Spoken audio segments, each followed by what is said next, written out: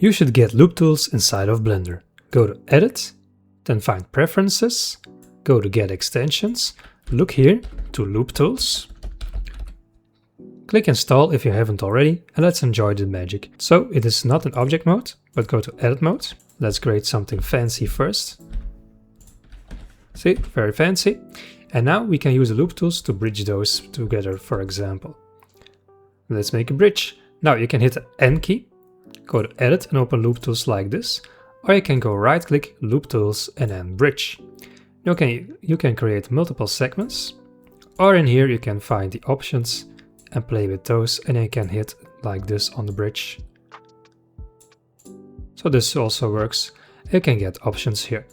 Okay, another nice one is the circle that I use a lot. So in Edit mode, let's stop this vertex first, get an example.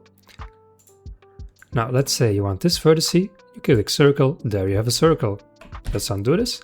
You can select multiple and then hit circle, and now you get a circle like this. And this way you can extrude down to make a hole or extrude up to create something like this. Very handy.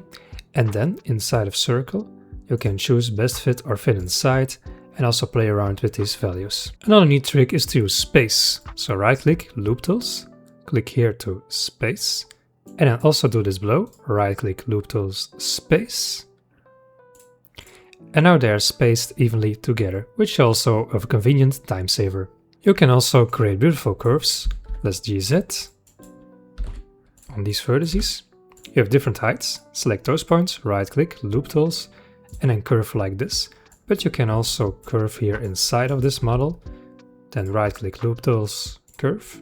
Now it's curved along these, so you get a shape like this. And what you can also do, let's go with proportional editing.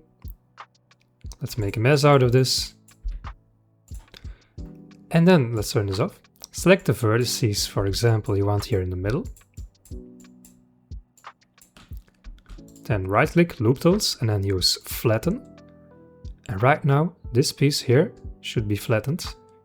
You can flatten along the normals, along the view, or the best fit. I like to go with normals most of the time, but you can use these at default. So for example, if you have a game, this can be a flat area for that, of course. Then once again, you can go here with the N key, edit. There are a bunch of other tools.